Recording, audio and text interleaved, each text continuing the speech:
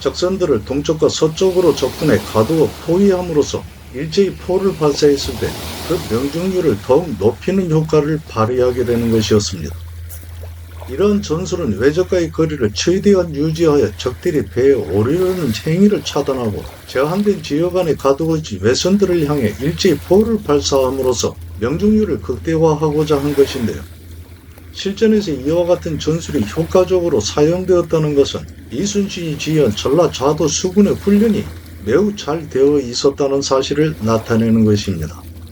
초기에 화포와 화살을 일제히 발사하여 적의 기세를 꺾은 후에는 화공을 가해 적선을 불태우고 침몰시키는 것입니다. 조선 수군의 일제 공격에 화살을 맞아 쓰러진 적군은 그 수를 헤아릴 수 없었고 바닷물에 빠져 허우적대면서 살고자 길을 다하는 적들 또한 부지기수였는데요. 일순간에 무너져 흩어진 외적들은 해안 절벽을 기어올라 도망해갔고 그 순간에도 뒤에 쳐져 다시 공격받을까 하여 두려워하는 모습이 역력했습니다. 좌부장 나강군수 신호가 왜군의 대선 한 척을 공격해 파괴하고 외적 한 명의 머리를 베었는데 배 안에 흐트러진 물건 중에는 왜군 장수의 것으로 보이는 칼과 갑옷, 관복 등이 있어 지휘선 중 하나였을 것입니다. 당시에는 군궁의 평가를 배워온 적의 머릿수로 하였기 때문에 군궁을 삼고자 한다면 죽은 적의 머리를 베는 것이 필수적인 일이었습니다. 전투 중에 이러한 부가적 행위가 성공적인 작전 수행에 장애가 되는 것을 염려한 이순신은 그러한 행동을 자제할 것을 지시하기도 했는데요. 우부장인 보성군수 김득광 또한 대선 한 척을 파괴하고 포로가 되어 있던 조선인 한 명을 구출합니다. 임진란 당시 왜군은 포로가 되었거나 복종하는 조선인을 일본의 군사로 삼아 조선 군사를 공격함에 있어 보충병력으로 삼기도 했는데요. 전부장 흥양현감 배응립이 대선 두 척을, 중부장 광양현감 어영담은 중선 두 척과 소선 두 척을, 중의장인 방답천사 이순신은 대선 한 척을, 우척후장 사도첨사 김한 또한 대선 한 척을 격파해 군공을 세웁니다. 주로 외적 장수가 탄 대선을 공격해 파괴함으로써 먼저 지휘 체계를 와해시키는 것인데요. 왜군의 소선은 조선 수군의 협선처럼 정찰과 연락, 전투 물자 등을 운반하는 보조선으로 쓰였을 것입니다. 우부기전 통장으로 보성군 군관인 보인 이춘은 금선 한 척을 공격해 깨뜨렸는데 이춘은 우부장인 보성군수 김덕강 예하에 속해 진영 우측에서 신속한 기동력으로 적을 추격하거나 공격하는 임무를 맡은 중간급 장수입니다.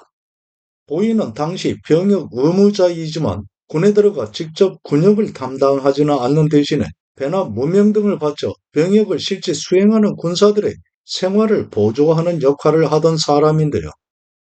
이춘이 보인임에도 군사로 동원된 것은 그만큼 인적 자원이 부족했음을 나타내는 것이고 이춘이 무인으로서 그 자질이 뛰어났음을 의미하는 것이기도 했습니다. 발포 가장이 되어 육은장의 임무를 맡은 이순신 이하 공관인 훈련봉사 나대용은 함성과 화포 제작 등 자신 특기를 잘 살려 대선 두 척을 섬멸하게 되는데요. 육은은 적의 후방이나 측면을 기습 공격하는 별동대이고 가장은 임시 직책으로 발포 공관의 자리가 비자 이순신은 나대용을 그 가장으로 삼았던 것입니다. 훈련봉사는 병사들의 훈련을 담당한 총 8품의 하급 무관직으로 이순신은 나대용을 중용하여 그에게 화포와 함선 등의 개량과 제작을 위임하기도 했습니다.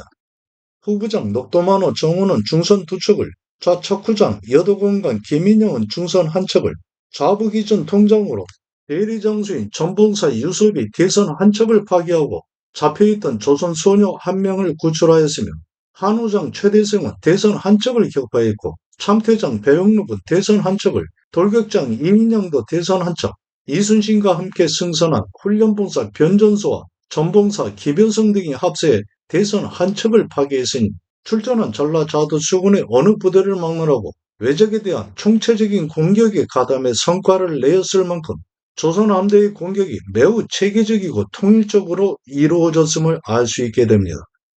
대리장수는 직책의 담당자가 자리를 비웠을 때 그 책임과 고난을 대신하는 장수로 당시 순천부사 권준이 전라도 관찰사 이광이 중의장이 되어 육지로 나가 있었기 때문에 유섭이 그 직책을 대신하고 있었고 한우장은 후부장 이하로 함대 후미의 방어를 주로 담당하는 직책입니다.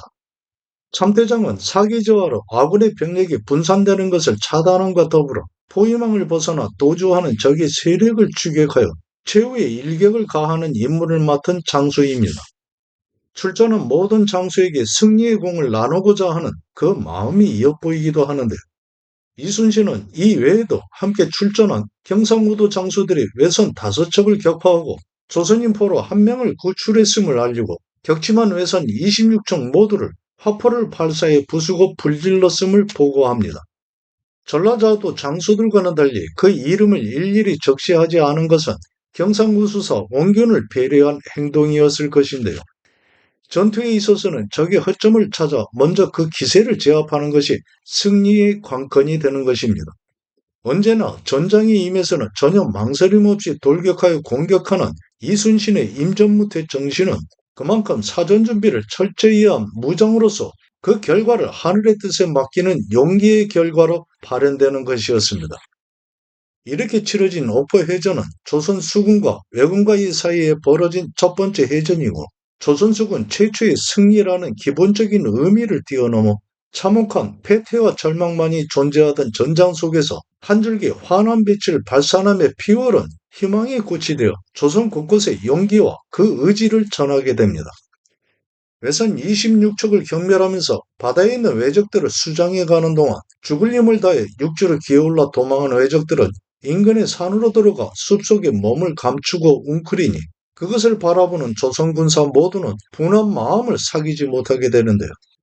간악한 왜적들 손에 처참하게 죽임을 당한 조선인의 죽음을 수없이 바라보기도 했고, 그런 소문들을 귀에 모두 담지 못할 정도로 처절하게 많이 들어온 장수와 군사들의 마음은 한결같이 끌어올랐던 것입니다.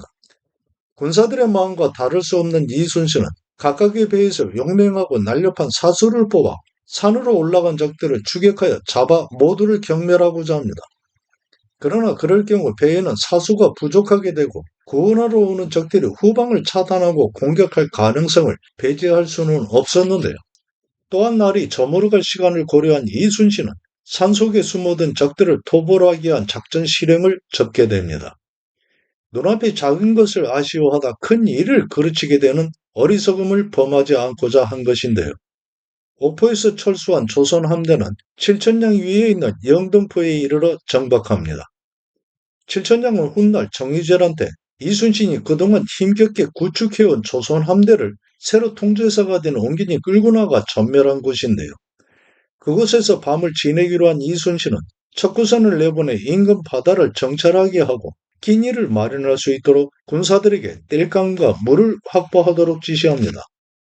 그러나 해가 서쪽으로 기울어 가는 시간에 척구장이 영등포에서 멀지 않은 바다로 왜군의 대선 5척이 지나가고 있다는 급보를 전해오는데요.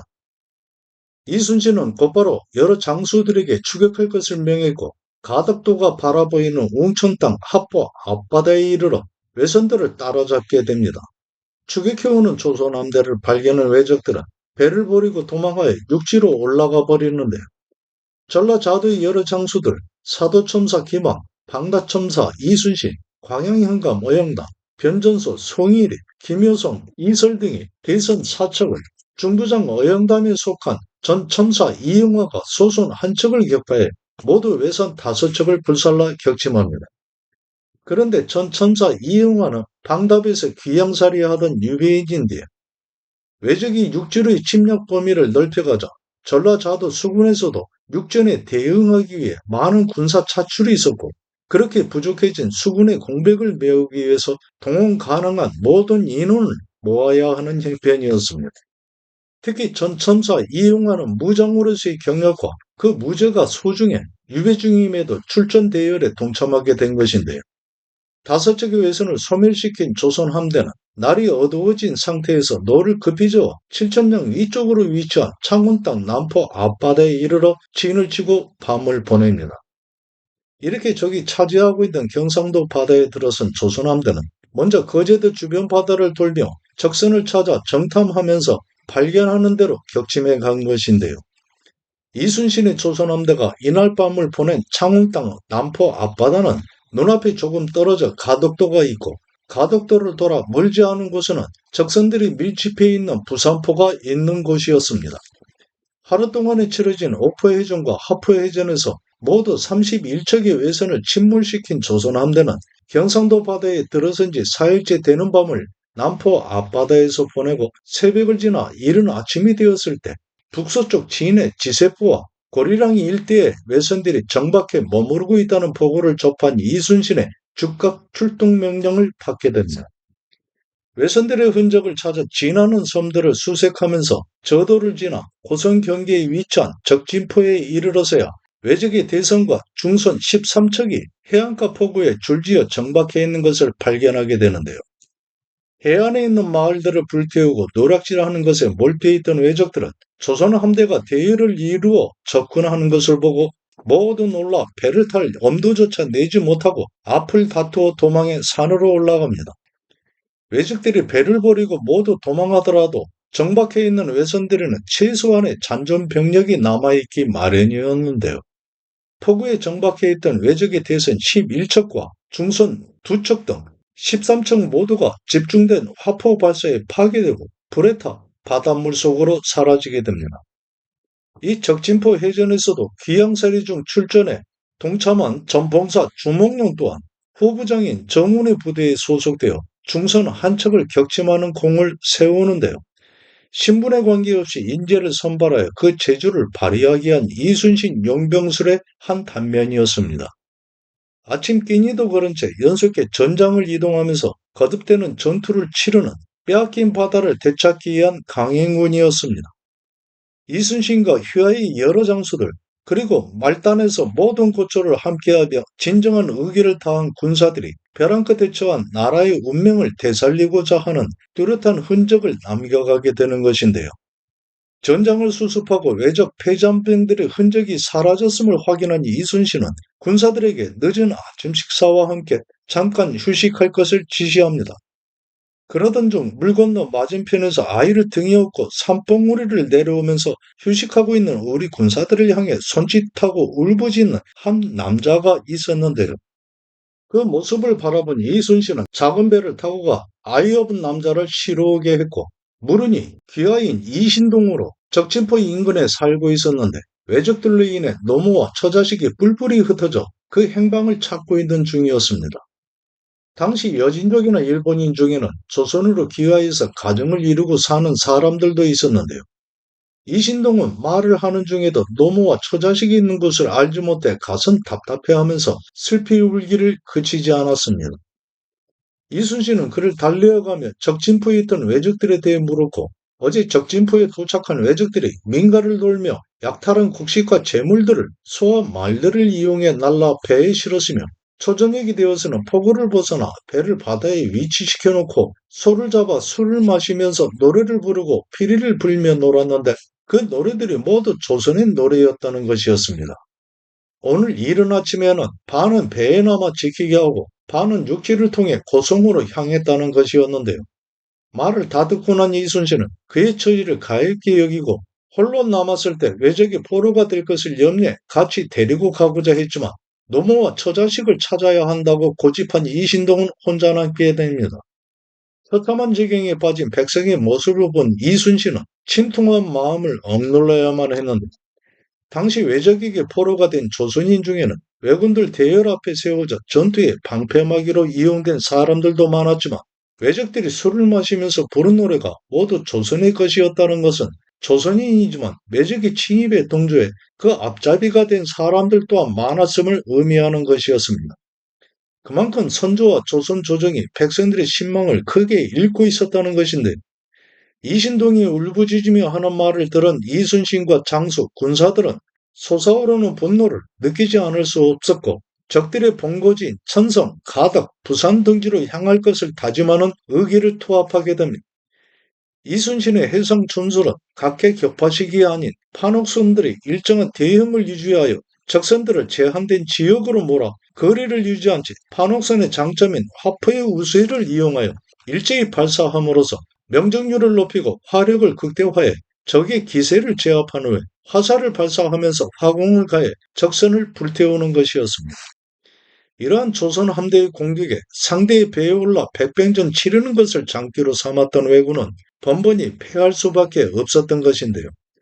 이순신이 그러한 전술이 효력을 발휘하기 위해서는 판옥선들이 연합해 전투를 치를 수 있을 만한 일정 지역의 공간이 필요했고, 포구 등의 좁은 지역에서는 오히려 외선들의 반격을 받는 위험성이 존재하기도 했습니다. 이역기 전라 우수영 함대는 적침포 해전을 치를 때까지도 아직 도착하지 않고 있는 상황이었는데요. 이순신은 이즈음이 되어서야 선조가 도성을 비우고 평안도로 향했다는 사실을 알게 됩니다. 나라의 현실이 그처럼 비통한 상황에 이르렀음에 눈물을 흘리며 통곡했는데요. 적진포 해전을 치른 다음 날인 5월 9일, 전라 자도와 경상우도 수군은 1차 출정을 마치고 정비와 보급 등을 위해 각기의 진영으로 돌아갑니다.